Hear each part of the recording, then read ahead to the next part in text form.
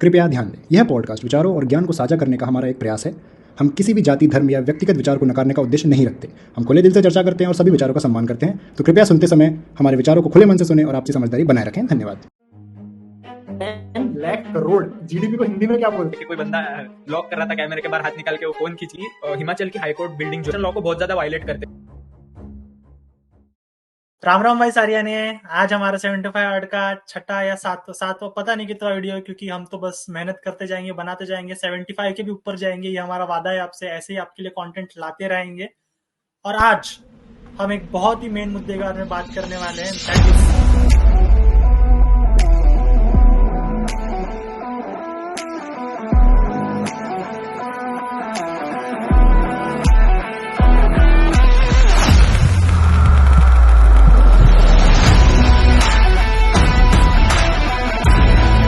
For the past 9 years, approximately 50,000 kilometers of new national highways have been added as per the official data. The American roads are not good because America is rich. But America is rich because American roads are good.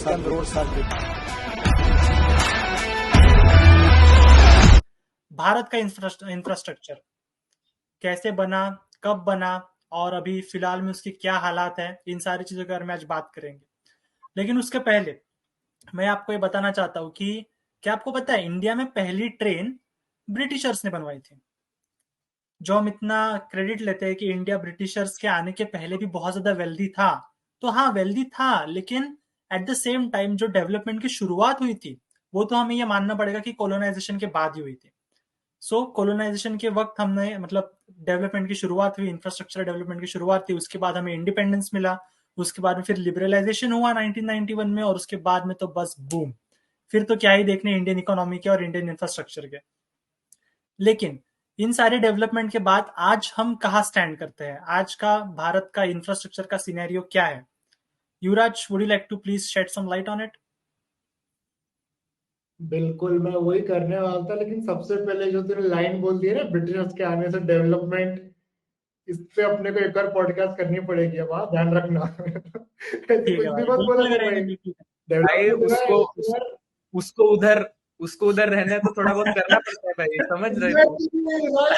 उसको उधर, अरे साला UK का उसका visa cancel कर देंगे, नहीं तो हम करेंगे इसके बारे में एक अलग पॉडकास्ट करेंगे। लेकिन at this point of time let's stick to the topic. Yuvraj, so शुरू करते हैं। तो अगर देखा जाए, अगर मैं फैक्ट्स की बात करूं, तो फिलहाल जो 2014 में जो इंफ्रास्ट्रक्चर के लिए बजट एलोकेट हुआ था, जो कैपिटल एक्सपेंडिचर जिसे बोलते हैं कैपेक्स, वो 1.7% ऑफ द एंटायर जीडीपी था। और अभी 2014 में, 2022 में जो अपडेट हुआ है, तो उसके हिसाब से 2.9% ऑफ जीडीपी है। और फिलहाल जो 2023 में बजट अनाउंस हुआ था, उसमें 10 लाख करोड़, जो कि 3.3% ऑफ ग्रॉस डोमेस्टिक प्रोडक्ट होता है इंडिया का, वो पूरा अलोकेट किया गया है इंफ्रास्ट्रक्चर के ओर। और एक और इंटरेस्टिंग बात बताऊं तुमको, मालूम है जीडीपी को हिंदी में क्या बोलते हैं? क्या बोलते हैं? सकल घरेलू उत्पाद। मेरे को आज पता चला ये। Sorry, what? सकल घरेलू उत्पाद। हाँ, right, yes infrastructure, gross domestic घरेलू प्रोडक्ट इज उत्पाद, लेकिन जो ग्रॉस है वो सकल। So interesting. मुझे उत्पाद आ गया था, मुझे वो डोमेस्टिक का देसी आ रहा था। वो सकल जो है ना, वही तो मजा करता है भाई। तो और इसमें जो, जैसे मैंने जो बजट एलोकेशन बताया, तो इसमें कुछ चीजें हैं जो उभर के बाहर आती हैं, जो पॉप आउट करती हैं। उसमें से एक है कि 2.4 लाख करोड़ सिर्फ रेलवेज को अलोकेट किया गया है, और 2.7 लाख करोड़ सिर्फ रोड एंड ट्रांसपोर्ट मिनिस्ट्री को अलोकेट किया गया है। और इसका हम सीधा सीधा एप्लीकेशन देख सकते हैं कि जो सेंट्रल विस्टा प्रोजेक्ट है, ईस्ट वेस्ट कॉरिडोर है, हम आजकल न्यूज में बहुत सुन रहे हैं कि ये बन रहा है। और रेलवे का अगर देखा जाए तो जो डेडिकेटेड फ्रेट कॉरिडोर इंडिया बना रहा है, तो इसलिए हम देख सकते हैं कि इतना बजट उसको अलोकेट किया गया है। और ये डेफिनेटली आगे जा इंडिया को बहुत ही पेडेस्टल पे रख रहा है एक पूरे वर्ल्ड के नजरों में। और अभी एक लिस्ट जारी हुई थी जिसमें टॉप 10 में इंडिया का नाम है in infrastructure. So basically India बहुत अच्छे से बूम कर रहा है। लेकिन एक जो मैं बताना चाहूंगा कि infrastructure is not only these buildings, railways, road and etcetera. infrastructure is also social and economical infrastructure are two different things. Under economic ये चीजें आती हैं, रोड, रेलवेज, और सोशल इंफ्रास्ट्रक्चर भी एक चीज होती है जिसमें आता है सोशल डेवलपमेंट, इंडियन का सोशल डेवलपमेंट, जैसे कि बेटी बचाओ आंदोलन हो गया, इसको इंफ्रास्ट्रक्चर से हम लोग नहीं ज्वाइन करेंगे, लेकिन ये भी इंफ्रास्ट्रक्चर में ही आता है। तो जब पूरा दोनों सोशल और इकोनॉमिकल इंफ्रास्ट्रक्चर साथ में होगा तब देश India will grow at very high rates. Right, intangible भी उतना ही इंपॉर्टेंट है जितना टेंजिबल इंपॉर्टेंट है इंफ्रास्ट्रक्चर अपने लिए। Sarthak, would you like to add some points? नहीं, वही मतलब जिस स्पीड से डेवलपमेंट हो रहा है, जैसे युवराज ने बोला कि like some 2 lakh crore railways पे अलॉट किया, फिर उतना ही कुछ रोड्स पे अलॉट किया। अब तो रेलवेज में जैसे देख रहा है कि Vande Bharat express, like it is one of the most ambitious project railways को जब तू लेके जाए, क्योंकि हम लोग रेलवेज में जो मतलब बहुत लोगों का, गरीब से लेकर मिडिल क्लास, हाई क्लास लोग, जो सब लोग रेलवेज में ट्रैवल करते हैं, उनके लिए एक थोड़ा लग्जरियस एक्सपीरियंस के लिए थोड़ी हाई स्पीड ट्रेन, ज्यादा एमिनिटीज जो लेके आ रहे हैं, तो that is Vande Bharat express, जिसमें लाइक तेरे को पूरी ट्रेन एसी मिलेगी, ऑटोमेटिक डोर्स। तो अभी जैसे नॉर्मल ट्रेन में हम लोग कैसे मुंडी निकाल के बाहर खड़ा होता है, कोई कोई हाथ निकाल के खड़ा होता है, फिर आजकल लोरी लाल रही है, आईफोन लेके कोई बंदा व्लॉग कर रहा था, कैमरे के बाहर हाथ निकाल के वो फोन खींच लिया। तो ये सब चीजें नहीं होगी, क्योंकि मतलब ऑटोमेटिक डोर्स प्रोवाइड करता है, वो सीटिंग अच्छी प्रोवाइड करता है, फूड प्रोवाइड करता है जो तुम्हारे टिकट फेयर में इंक्लूडेड है, तो तुमको अलग से पैसा नहीं देना पड़ेगा खाने के लिए। ऐसा कोई चाय गरम करते हुए नहीं आएगा तेरे ट्रेन में। राइट, सो ये सब चीजें, बट सॉरी टू इंटरप्ट, लेकिन अगर कोई से चाय गरम करते हुए नहीं आएगा तो अपने को नया प्राइम मिनिस्टर कहाँ से मिलेगा? अरे भाई कट सॉरी, कंटिन्यू। तो देख ये सब है, लेकिन इतना अच्छा प्रोजेक्ट है, बहुत मतलब ट्रेन बहुत जल्दी जल्दी नए नए रूट्स पे ला रहे हैं, लेकिन इसमें तू देखेगा कि बहुत सारे रिसेंट न्यूज में आ रहा है कि वंदे भारत पे स्टोन बिल्डिंग हुई है, ट्रैक्स पे लोग बड़े बड़े पत्थर रख रहे हैं to like protest against it. फिर बहुत सारे केसेस आ रहे हैं ऐसे कि ट्रेन के जो प्रॉपर्टी है उसको नुकसान पहुंचाने के। अब तू पूछेगा इसके पीछे के रीजंस क्या हो सकते हैं लोगों के, तो बहुत ही कुछ रीजंस तो बहुत ही बालिश है, ठीक है। अब देख, मेन रीजन तो बहुत लोगों का ये है कि to show hatred toward PM Modi. Basic reason ये है, मतलब कि उन्होंने जो लॉन्च किया है, हमको भले वो अच्छा हो नहीं हो, हमको हेट्रेड दिखाने के लिए हम लोग करेंगे।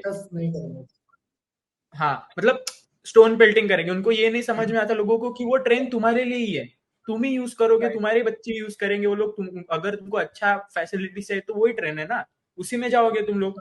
फिर तुम खुद ही वेरी गुड पॉइंट सार्थक। पता है कि सिर्फ यही नहीं, सिर्फ not just only for the hatred, but अगर कोई भी मुद्दा होता है ना, किसी भी चीज पर से अगर आंदोलन होता है और वो अगर वायलेंट होता है, तो सबसे पहले डिस्ट्रॉय की जाती है public property, public buses destroy होती है, पब्लिक ट्रेन डिस्ट्रॉय होती है, ये सारी चीजें। मतलब भाई तुम खुद का ही नुकसान कर रहे हो। Public property, exactly, public property है वो, पब्लिक अपना ही नुकसान कर रही है। That's the thing. भाई तुम जो टैक्स भर रहे हो, उसी टैक्स पेयर के पैसों से ये सारी चीजें बनाई जा रही है, और फिर तुम खुद ही कंप्लेंट करते हो कि टैक्स ब्रैकेट बढ़ गया है। वही हम लोग ही कंप्लेंट करते हैं ना कि भाई स्लीपर कितना गंदा है, कोई भी आके बैठता है, स्लीपर जैसा नहीं रहा, जनरल डब्बा बन गया है। भाई अगर तुम्हारे लिए वो अच्छा एमिनिटीज वाली ट्रेन लाके दे रहा है, तुम ही उस पे पत्थर मारोगे और फिर तुम ही कंप्लेंट करोगे, तो भाई मतलब ऐसा लॉजिकल इंसान के दिमाग में तो बिल्कुल भी नॉर्मल बिहेवियर नहीं लगता है। वही ना यार, इंडिया क्या है, व्हाट अ कंट्री इज जो वहां के लोग है, that is the country, right. ये ठीक है, ये एक रीजन है। एक और रीजन जो देख, रिसेंटली एक जगह मैंने पढ़ा था, तो कुछ 2 लोगों ने पकड़े गए थे जिन्होंने स्टोन पेल्टिंग की थी। तो उन्होंने रीजन दिया कि train ran over our goats, मतलब उनके बकरियों के ऊपर से ट्रेन ने रन ओवर कर दिया, इसलिए हमने पत्थर मारे। अब भाई ट्रेन थोड़ी तेरे घर में आई थी ना बकरियों को मारने, तू चरा रहा था अपनी बकरियों को ट्रैक्स पे। ट्रू, रीजन है कोई ये। हाँ भाई। ट्रेन इनविजिबल तो है नहीं, बराबर है। ट्रेन दूर से दिख जाएगी, हॉर्न भी मारेगी ट्रेन, तू हटा सकता है तेरी बकरियों को। ये रीजन होता है भाई लोगों का। और बहुत सारी जगह की फन, मतलब जैसे अभी सोशल मीडिया की वंदे भारत पे लोग पत्थर मार रहे हैं, तो इससे भी इन्फ्लुएंस होगी, लोग जो बच्चे बोलते हैं हम लोग यूथ कुछ रहता है, जिसको हम लोग आजकल स्लैंग में छपरी बोलते हैं, वो लोग मजे के लिए करते हैं ये चीजें। तो मतलब तेरा इंफ्रास्ट्रक्चर अगर कंट्री तेरे को प्रोवाइड कर रही है, तो तुम्हारी उतनी रिस्पॉन्सिबिलिटी है कि you should keep it intact rather than complaining कि अच्छा नहीं है, अच्छा नहीं है। दैट इज वेरी ट्रू, क्योंकि भाई ये पब्लिक के लिए बन रहा है और पब्लिक उसको कैसे यूज करती है उस पर डिपेंड करेगा कि आगे मतलब वो सही रहता है नहीं रहता है फ्यूचर में। लेकिन एट द फ्लिप साइड साथ ही साथ गवर्नमेंट का भी इसमें बड़ा रोल आता है कि अगर कुछ खुदा ना खास्ता अगर कुछ हुआ है तो उसका कितने जल्दी उसका रिपेयर्स एंड मेंटेनेंस होता है, राइट? या फिर जब तुम इनिशियली उस प्रोजेक्ट को स्टार्ट कर रहे हो तो तुम कितने बेसिस कवर कर रहे हो to keep that project intact in a long run.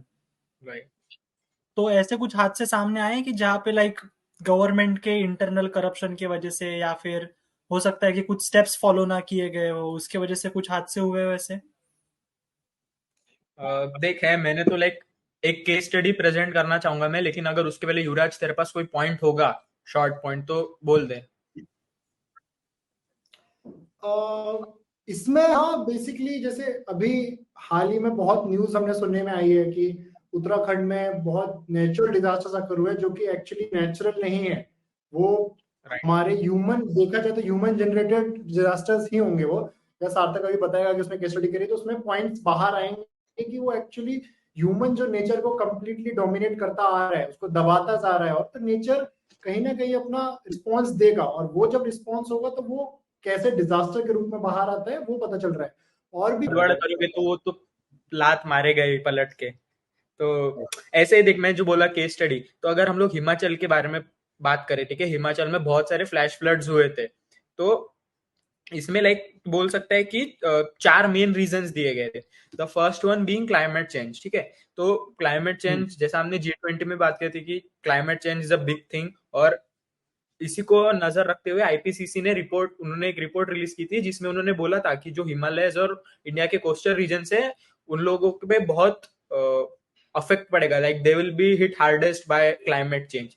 जो जैसा हुआ, हमने देखा कि बहुत ज्यादा मात्रा में प्रेसिपिटेशन हुआ हिमाचल में, ठीक है। क्लाइमेट चेंज, ठीक है, ये तो हम लोग कंट्रोल मतलब कर सकते हैं हम लोग कंट्रोल, लेकिन अगर एक बार हो जाए तो फिर we can not do anything, ठीक है, climate change. Next thing is hydro power plants. अब हिली एरियाज में कैसा होता है ना कि वहां के अथॉरिटीज लाइक फोकस उनका बहुत डोमिनेंट रहता है to construct new hydro power plants, renewable energy, क्योंकि वहां पे बहुत सारी, अभी बोलते हैं मतलब हम लोग हिमाचल को कि लैंड ऑफ रिवर्स, तो वहां पे हाइड्रो पावर प्लांट कंस्ट्रक्ट करना is like basic intrusive thought. तो देख 197 प्लांट्स है इंडिया में टोटल हाइड्रो पावर प्लांट्स, जिसमें से 81 हिली एरियाज में प्रेजेंट है, वहां पे और 26 अंडर कंस्ट्रक्शन है, और 320 पावर प्लांट्स पाइपलाइन में है। तो माना जाता है कि बाय 2030 एक 1088 टोटल हाइड्रो पावर प्लांट्स बनेंगे इंडिया में। अब नॉर्मल इंसान बोलेगा कि भाई रिन्यूएबल एनर्जी सोर्सेस पे ज्यादा हम लोग फोकस कर रहे हैं तो अच्छी बात है, हम लोग कार्बन इमिशन कम कर देंगे, कोल यूसेज कम हो जाएगा। तो ये तुम्हारा एक स्ट्रेट डायरेक्शन में, अगर तुम एक डायरेक्शन में सोचते हो तो ऐसा होगा, लेकिन जब हाइड्रो पावर प्लांट बनता है तो रिवर का जो फ्लो है, जिसको हम लोग रन ऑफ द रिवर बोलते हैं, उसको डाइवर्ट करना पड़ता है। तो ये लोग क्या करते हैं कि माउंटेन्स के थ्रू टनल खोदते हैं और उस बरोज में से पानी को डायरेक्ट करते हैं। अब जो टनल उन्होंने खोदा है, जो बरो उन्होंने बनाया है, वहां पे जो मटेरियल उन्होंने निकाला है, जिसको हम लोग मक बोलते हैं, एक्सकेवेटेड मटेरियल मक, तो ये लोग क्या करते हैं, उसको उसी रिवर बेड में डंप कर देते हैं, राइट? ठीक है। वैसे तू जितने पावर प्लांट्स बनाएगा, जितने उसके बड़े बड़े माउंटेन्स के थ्रू टनल बनाएगा रिवर फ्लो को डायरेक्ट करने के लिए, पहली बात तो तू रिवर के फ्लो के साथ छेड़छाड़ कर रहा है। दूसरी बात, जो तूने मटेरियल निकाला है मक, उसको तू रिवर बेड में डंप कर रहा है। इससे क्या होता है कि जब थोड़ी भी बारिश आती है तो रिवर बेड ऑलरेडी इतना ज्यादा डंप्ड है कि थोड़ी बारिश से भी रिवर लेवल बहुत ज्यादा राइज हो जाता है, लाइक रेड अलर्ट में चले जाता है, और पानी उसमें इतना ज्यादा बढ़ जाता है कि फिर वो अपने रूट से डाइवर्ट होता है। लाइक तुमने अब कितना भी बोलो नेचुरल रूट, और जो उसने फोर्सफुली रूट दिया गया है वो रिवर को डाइवर्ट करके, वो रूट छोड़ना ही है उसको, क्योंकि अगेंस्ट है ना वो नेचर के। तो अगर तू इस डायरेक्शन में सोचेगा तो जितना ज्यादा वो लोग उस एरिया में हाइड्रो पावर प्लांट्स कंस्ट्रक्ट करेंगे उतना ज्यादा हार्मफुल होगा, क्योंकि थोड़ी थोड़ी बारिश से भी रेड अलर्ट राइज हो सकता है। तो ऐसा ही एक केस हुआ था कि एक जगह है जोशीमठ करके, तो वहां पे क्या हुआ था कि जब कंस्ट्रक्शन चल रहा था वहां पे तपोवन हाइड्रो प्लांट बन रहा था वहां पे, तो वहां पे कंस्ट्रक्शन चल रहा था, तब लोगों के घरों में क्रैक्स गिर रही थी बिकॉज ऑफ द कंस्ट्रक्शन। तो आके लोगों ने प्रोटेस्ट किया, बहुत ज्यादा भसड़ चली वहां पे, तो आखिरी में जाके उन्होंने बैकआउट कर लिया और Jan 5th 2023 को गवर्नमेंट ने वहां के एरिया में कोई भी कंस्ट्रक्शन को बैन लगा दिया। तो जिसके साथ में जो पावर प्लांट बन रहा था उसका तो कंस्ट्रक्शन रुक गया, और एक हेलांग बाईपास भी बन रहा था, बॉर्डर रोड अथॉरिटी बना रही थी, तो वो भी रुक गया। तो होप अच्छा हुआ वो हो गया, क्योंकि बहुत सारे अलर्ट आ रहे थे कि बारिश में वो पूरा का पूरा गांव सिंक हो जाएगा अगर रोका नहीं गया, तो ऐसा सब। ठीक है, ये हो गई दूसरी चीज। थर्ड चीज है कि कंस्ट्रक्शन लॉ को बहुत ज्यादा वायलेट करते हैं वो एरियाज में। अब मैं एक एग्जांपल देता हूँ कि हिमाचल की हाईकोर्ट बिल्डिंग जो है वो 11 फ्लोर्स की है, राइट, और जो नेशनल ग्रीन ट्रिब्यूनल है उन्होंने रिकमेंडेड हाइट उस एरिया में दिया है कि 2.5 stories max. So it's the clear violation. तो इसके आसपास भी वहां पे केस चल रहा है, तो अभी ऐसा बोल रहे हैं कि मे बी नई बिल्डिंग बनाएंगे ओल्ड बिल्डिंग को डिमोलिश करके। हाई कोर्ट की बिल्डिंग? हाँ, तो हिमाचल केस क्या हो रहा है? लास्ट है अनसाइंटिफिक रोड वाइडनिंग। तो जैसे तू देख रहा है, मतलब 1 लेन रोड को 2 लेन बना रहे, 2 लेन को 4 लेन बना रहे। तो माउंटेन एरियाज में कैसा होता है, ट्रेडिशनली तू देखेगा तो टेरेस टाइप रोड्स होते हैं, मतलब ऐसे कर्वेचर में एक के ऊपर एक तू ग्रेजुअली ऊपर चढ़ता है, ठीक है, बहुत वाइड नहीं होते हैं रोड्स, और टेरेस टाइप मतलब टेरेस स्ट्रक्चर में होते हैं। तो जो अभी 4 लेन्स वहां पे बन रहे हैं उसमें क्या करते हैं कि बिल्कुल अपोजिट जाके वो लोग माउंटेन को वर्टिकल कट करते हैं, जैसे हम लोग देखते हैं कि दोनों साइड से माउंटेन को कट कर दिया और बीच में से रास्ता निकाल दिया। अब ये बिल्कुल भी एडवाइस नहीं करते, जो भी अगर कोई इंजीनियर्स होंगे सिविल, तो उनको पता होगा कि नहीं करना चाहिए, क्योंकि इससे लैंडस्लाइड का खतरा बहुत ज्यादा बढ़ जाता है। तो ये लोग पता नहीं उसको इग्नोर कर रहे हैं फैक्ट को, या फिर एक्नॉलेज नहीं किया क्या। लेकिन जो अभी फ्लड्स हुए उसमें हमने देखा कि बहुत ज्यादा लैंडस्लाइड के भी क्या बोलते हैं केसेस बाहर आए इस दौरान, फ्लड के दौरान। सो यही बेसिकली 4 चीजें हैं जिसमें तू देख सकता है क्लाइमेट चेंज तो ठीक है, इनडायरेक्टली हमारा ही किया धरा है वो, लेकिन बाकी जो 3 है वो तो हम लोग मैन का डायरेक्ट इन्वॉल्वमेंट है, जिसकी वजह से इतना बड़ा लॉस रिजल्ट हुआ हिमाचल के फ्लैश फ्लड्स में। मतलब लोगों ने सोचा कि हम लोग थोड़ा प्रॉफिट बनाएंगे, लेकिन उस प्रॉफिट से ज्यादा नुकसान झेलना पड़ गया, क्योंकि तू देख सकता है वो पूरा का पूरा हाईवे रिवर बहा के ले गए, लोगों के घर ढह गए पूरे के पूरे। दैट्स द थिंग कि हम जो इतना पैसा इस चीजों पे खर्च कर रहे हैं, जो इतना मॉनेटरी वैल्यू खर्च कर रहे हैं, बजट शेयर इतना ज्यादा इस सारी चीजों को दे रहे हैं, बट इसका हमें एक्चुअल में कुछ फल मिल रहा है क्या? That is the big question, कि पब्लिक प्रॉपर्टी फिर से डिस्ट्रॉय करना या फिर नेचुरल कैलेमिटीज की वजह से ये सारी चीजें होना। और साथ ही साथ इतना ही कि जो हम सीमेंट के रोड्स वगैरह बना रहे हैं उससे हम ये देख रहे हैं कि ग्राउंड वाटर लेवल कम हो रहा है, क्योंकि पानी अंदर ग्राउंड में प्रेसिपिटेट नहीं हो रहा है, right? So is it really worth the cost? That's the big question. और साथ ही साथ इसका कुछ ऑल्टरनेट सस्टेनेबल कुछ वे है क्या for this kind of development? That is another big question. Right. So if you do you guys have any final thoughts? एक point करना चाह रहा हूं। ये तो इन्वायरमेंटल इश्यूज थे जो सार्थक ने मेनली रेज की, लेकिन कुछ और रीजंस भी हैं, जैसे ब्यूरोक्रेटिक इश्यूज भी होते हैं, और फाइनेंशियल इश्यूज भी एक्चुअली और रेज होते हैं, जो कि होते हैं कि इनप्रॉपर गवर्नेंस की वजह से। जैसे मैं कुछ फैक्ट्स अभी बताना चाहूंगा कि अभी एक रिपोर्ट में कुछ जो इंफॉर्मेशन थी उसके हिसाब से 408 इंफ्रास्ट्रक्चर प्रोजेक्ट्स थे जिन्होंने overrun of budget and time बताया था। 408 प्रोजेक्ट्स जो कि बजट से ओवररन हो चुके हैं, टाइम और बजट दोनों। ओके, और ये कुछ थोड़ा मोड़ा ओवररन नहीं है। जो ओवररन बजट का हुआ है वो है 4.8 लाख करोड़ रुपीस का, जो अप्रोक्सीमेट शुरुआत में दिया जाता है। ठीक है, माना कि अप्रोक्सीमेट बजट है, फिर चेंजेस भी आते हैं, लेकिन डिपेंड करता है ना कि कितना चेंज आ रहा है। यहाँ पे 4.8 लाख करोड़ का चेंज आ रहा है जो आपने एस्टिमेट किया था, और जो आपका ओवर अभी बजट जो फाइनल प्रोडक्ट का आ रहा है, ये भी एक मेजर फैक्टर है जो। और इसका मेन, इसके भी बहुत मल्टीपल रीजंस हैं, पर इम्प्रॉपर गवर्नेंस मेरे हिसाब से बहुत बड़ा रीजन है जो इसमें कंट्रीब्यूट करता है। और एक इंटरेस्टिंग फैक्ट, और बहुत ही इंटरेस्टिंग फैक्ट छोड़ा सा कि गैस कर कि 1 kilometre road, just 1 kilometre road of highway, 4 lane highway का क्या कॉस्ट आता होगा? होगा भाई कुछ 100 करोड़। नहीं भाई बहुत ज्यादा बोल रहे हो।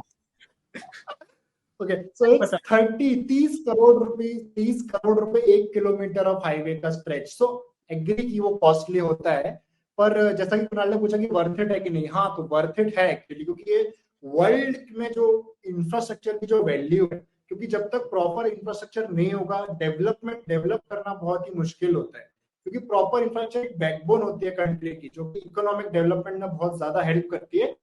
और जो वर्ल्ड स्टेज पे जो पब्लिक आई में जो पेडेस्टल पे हमको रखा जाता है, अगर क्योंकि आज हम जैसे बात करते हो टोक्यो हो गया, टोक्यो के इंफ्रास्ट्रक्चर की बहुत बातें होती है, जापान की इंफ्रास्ट्रक्चर की बहुत बातें होती है, क्योंकि उन्होंने जो मैनेजमेंट किया है। पर हाँ, हमें ये सस्टेनेबल डेवलपमेंट जो है वो बिल्कुल वो करना पड़ेगा, तभी जाके इसका। We would like to leave you guys with that कि तुम हमें कमेंट सेक्शन में बताओ कि is it really worth it. Yuvraj ने से बोला कि उसके हिसाब से इट इज वर्थ इट, कि मतलब डेवलपमेंट के लिए अच्छी चीज है, लेकिन at the same time development but not at the cost of environment. True. Like share subscribe कर दो, और इस बार वो नेचर के लिए एक सैपलिंग वाला इमोजी आता है, वो सैपलिंग वाला इमोजी डाल दीजिए। और thank you for watching, see you guys next time, bye.